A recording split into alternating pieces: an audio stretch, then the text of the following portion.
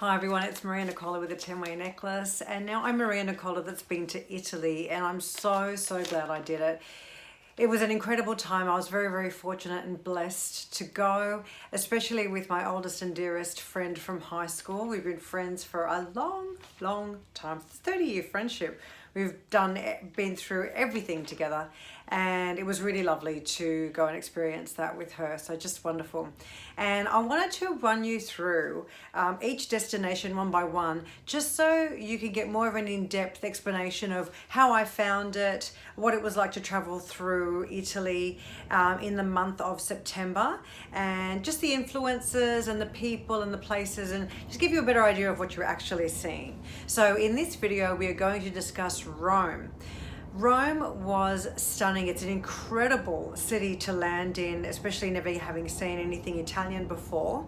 And it's like going back in time as far as visually what you're seeing in the buildings. Everywhere you see is old. It's beautiful, exceptionally clean. I was shocked to see how clean it was. Not even, just little bits of rubbish nowhere to be found. They really kept a good eye on it, and it was just amazing. Crazy drivers, crazy. Forget driving in the city of Italy, but especially the main cities like Milan, Rome, just crazy. So yeah, crossings don't mean anything. They don't mean much. It just means give yourself a shot at crossing over here. So yeah, I've just made some notes here so I don't forget anything. In Rome, it's very important to look up, forward as you're walking, up and behind you, and even down. The use of stone is endless, whether it be in a church, in a shop, even in a bathroom. It's just, 5 different types of marbles, and the colors of the stone, the natural pigments are incredible. I naturally feel drawn towards earthy colors anyway, but in Rome, it was evident that all earthy, muted tones are it. It was just beautiful. The fashion was very mixed. There wasn't a particular type of look at all. Like all main cities, I suppose, anything goes. Mainly, you could say slick, plain lines, not very many prints, and a mix from flowy to more tailored to linen to silks, to anything you can imagine. You had all types of fashion in Rome, and that also with the jewelry. It was really not a lot to see in Rome. It was mainly finer jewelry, and more about business, more about the clothing, the bags was more of a bigger emphasis in Rome, unless you went into a shopping center. And of course, I was attracted to the most expensive jewelry in Rome, but it was truly amazing. The other thing that I found really interesting, that there was hardly ever any at all plastic surgery. There was no duck lips. There was no boobs out. Fake boobs is one thing, but they weren't out on display for everyone to see. Everything was quite modest. The girls weren't too show-offy. It was really just a lovely, very natural kind of look. No one seemed really overdone, and it was beautiful. Really lovely to be around. I loved Rome. The first video you'll see there in this next snippet that I'm about to show you is the ruins. So that was lovely. You could get lost in Rome, turn down the wrong corner, and then you're faced with all these ruins and columns lying on the ground, and it's been fenced off and protected, but you could stand there and just look at it. Like, it's incredible to think just how old these cities are. The next video you'll see in this next snippet is Fontana di Trevi. And what people do is, meanwhile, you're walking down the street and you just bump into this amazingly huge, it's enormous. The photos and the videos do not do it justice. It's enormous, and the sound of the water gushing down these waterfalls is just overwhelming. And like meters away from it, there are cafes and the road, and cars pass through as normal, and it's like it's like they don't realize what they've got. It's just incredible. There are police there to make sure that you don't sit on any little steps or you don't try and climb into the water or get up on the structure, and they'll tell you off with their whistle if you do. But that was beautiful. And tradition is that you get a coin and you toss it backwards and make a wish into the fountain for good luck.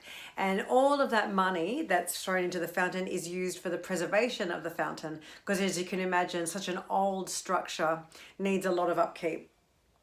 The next, you'll see lots of churches. So churches are rampant all over Italy, we found. And yellow gold is such a main focus in the churches, and I think it filters through to their gold jewelry, their jewelry preference. Yellow gold is by far number one. It seems to be the reverse of Australia. So silver's still number second, and rose gold is a very distant third, if a shop would even have a bit of rose gold in it.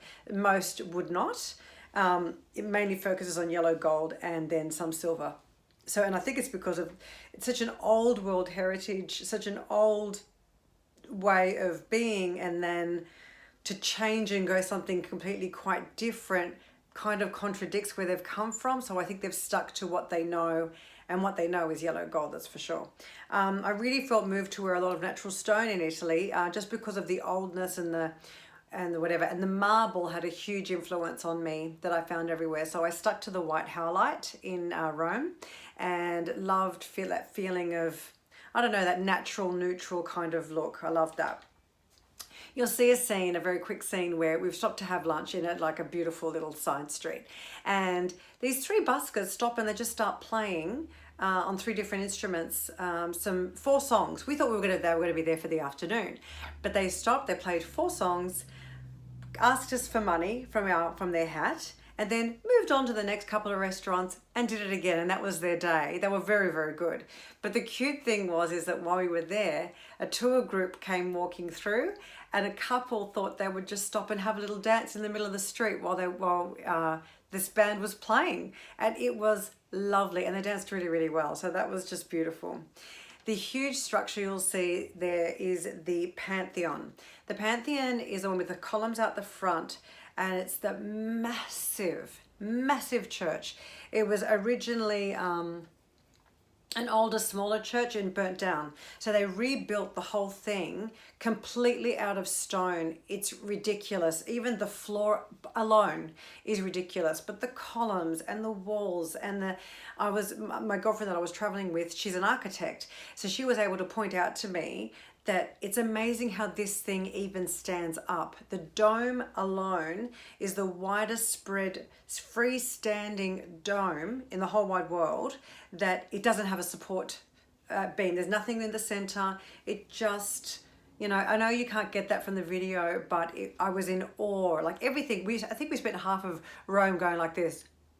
Like it was unbelievable. So the food, of course, amazing. You don't get too many other cuisines, but we really didn't want it. We stuck to pasta most days and nights, and it was delicious each and every time. The pizza I found nice. I actually have a really good Italian pizzeria not far from where I live, so I've been spoiled with him.